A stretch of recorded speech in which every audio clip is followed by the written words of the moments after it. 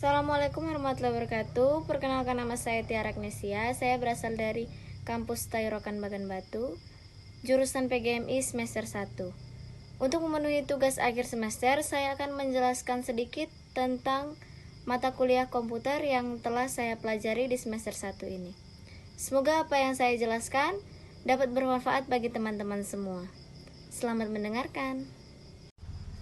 Yang pertama, kita akan membahas mengenai perangkat eksternal. Perangkat eksternal yaitu merupakan suatu perangkat yang tidak termasuk pada unit inti sebuah komputer. Contohnya seperti CPU, monitor, mouse, dan papan ketik. Kelebihannya yaitu yang pertama, dapat digunakan dalam cadangan penyimpanan data. Yang kedua, tidak bisa terganggu oleh virus di perangkat eksternal. Ketiga, memori tidak penuh.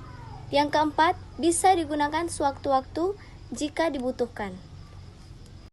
Yang kedua, kita akan membahas mengenai perbedaan perangkat eksternal dengan perangkat internal. Kalau dalam perangkat internal, dia terletak di dalam sebuah perangkat sehingga tidak dapat dicabut.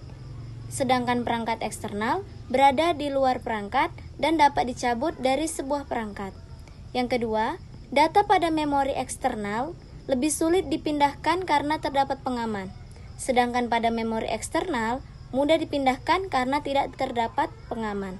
Yang ketiga, penyimpanan data di memori internal sangat mudah hilang karena sistem sewaktu-waktu dapat menghapusnya. Sedangkan memori eksternal tidak mudah hilang karena tidak terkait pada suatu sistem, suatu penyimpanan. Yang ketiga, kita akan membahas komponen dari sistem komputer. Sistem komputer merupakan suatu jaringan yang melakukan tugas tertentu, terdiri dari perangkat keras dan perangkat lunak. Sistem ini menerima input, memproses input, menyimpan perintah, dan menyediakan output dalam bentuk informasi. Yang pertama, terdiri dari hardware. Hardware merupakan perangkat keras yang dapat dilihat dan dirasakan. Perangkat penyimpanannya itu input, output, device, strong devices. Yang kedua yaitu software, merupakan perangkat lunak yang berisi perintah untuk melakukan proses tertentu. Dia terdiri atas sistem operasi, program titili, dan bahasa pemrograman. Yang ketiga ada brainware. Brainware merupakan personil yang terlibat langsung dalam pemakaian komputer. Contohnya sistem analisis, programmer, operasi user, dan lain-lain. Selanjutnya saya akan membahas tentang fungsi dari perangkat lunak. Fungsinya yaitu mendeteksi hardware pada komputer sehingga komputer yang digunakan dapat bekerja dengan baik sesuai pekerjaan yang dilakukan. Software juga berguna sebagai media untuk menghubungkan beberapa software lainnya dengan perangkat keras komputer. Berdasarkan jenisnya, software terdiri atas 6 jenis, yaitu yang pertama freeware, merupakan software yang mempunyai hak cipta gratis dan dapat dipergunakan tanpa mempunyai batas waktu. Yang kedua yaitu shareware. Shareware merupakan software yang telah disediakan oleh pengguna tanpa harus membayar secara uji coba, dan lebih sering terjadi pembatasan oleh kombinasi dan fungsi. Yang ketiga yaitu firmware, merupakan aplikasi yang mengarah kepada software yang disimpan di dalam ROM. Yang keempat, free software. Free software merupakan perangkat lunak yang secara bebas digunakan oleh siapapun serta dapat diubah dan disalin atau dapat dimodifikasi. Yang kelima, open source software. Open source software merupakan jenis software yang kode sumber terbuka untuk dapat dipelajari, dikembangkan, diubah, ditingkatkan, serta untuk diperluaskan. Yang terakhir ada malware, merupakan perangkat lunak yang dibuat untuk merusak sistem komputer. Istilahnya yaitu merupakan virus komputer. Berikutnya yaitu fungsi dari software aplikasi. Software aplikasi ini berfungsi untuk melaksanakan suatu tujuan bagi pengguna atau aplikasi yang lain serta dapat digunakan oleh sasaran yang ditujukan. Seperti contohnya yaitu aplikasi internet, Aplikasi internet itu dapat mempermudah kita untuk berkomunikasi atau mencari suatu hal yang tidak kita ketahui. Berikutnya yaitu klasifikasi utama perangkat lunak. Yang pertama, ada perangkat lunak sistem.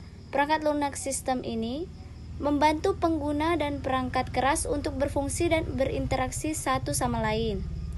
Yang kedua, ada perangkat lunak aplikasi. Perangkat lunak aplikasi juga dikenal sebagai program pengguna akhir atau program produktivitas, adalah perangkat lunak yang membantu pengguna dalam menyelesaikan tugas-tugas seperti melakukan penelitian online, mencatat catatan, menyetel alarm, merancang grafik, membuat log akun, melakukan perhitungan, atau bahkan bermain game.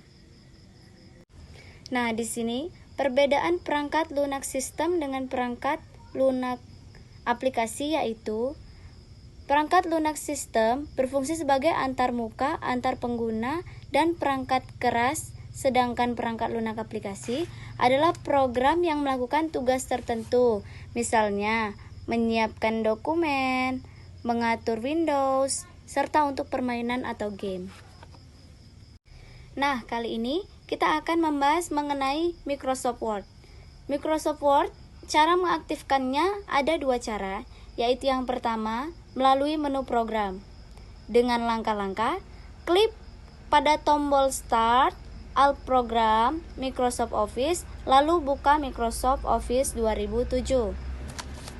Langkah kedua yaitu melalui menu Run, yaitu dengan langkah klik pada tombol Start, Run, lalu ketikkan WinWord, lalu Enter.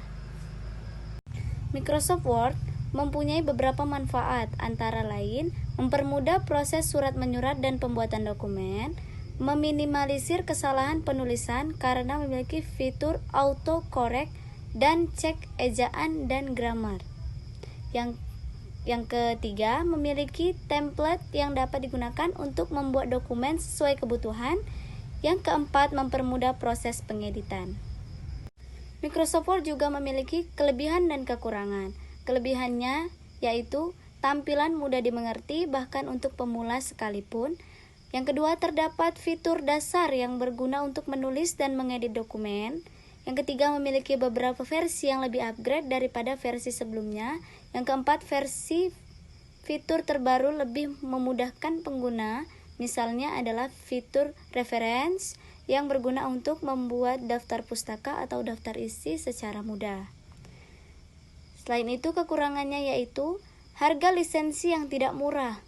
Sebuah lisensi Microsoft 365 Family di tahun 2022 ini dihargai $99,99 per tahunnya. Artinya, Anda diharuskan merogoh kocek senilai kurang lebih 1.400.000 untuk bisa menikmati Microsoft Word dan bundle aplikasi Microsoft Office yang lainnya di dalam Microsoft 365 Family. Yang kedua, semakin baru versinya, maka semakin berat dan membutuhkan spesifikasi yang lebih tinggi lagi, yaitu prosesor sebesar 5000 MHz, RAM 256 MB, VGA 64 MB, dan HDD 600 MB, sehingga diperlukan spesifikasi komputer maupun laptop yang lebih mumpuni lagi.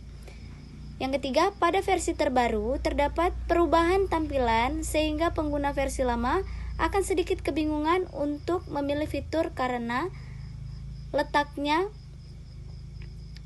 sedikit berbeda dibandingkan dengan Microsoft Word 2003. Yang keempat, penyimpanan dokumen Microsoft Word terbaru berformat Docs.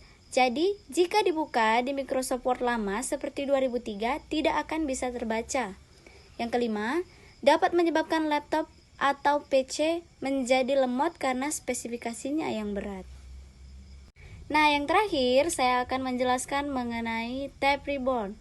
Tab Ribbon ini merupakan sekelompok tombol perintah yang dapat mempermudah kegiatan pada Microsoft Office. Tools yang ada di dalam Ribbon adalah yang pertama Tab.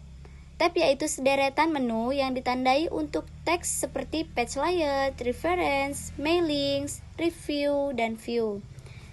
Yang kedua, group yaitu sejumlah opsi yang muncul dari setiap tab yang ada pada ribbon. Misalnya font, page color, themes, dan lain sebagainya. Yang terakhir yaitu ada comment, yaitu perintah yang nantinya akan muncul dalam setiap grup. Demikianlah penjelasan saya pada hari ini. Semoga bermanfaat bagi teman-teman semua. Saya akhiri, Assalamualaikum warahmatullahi wabarakatuh.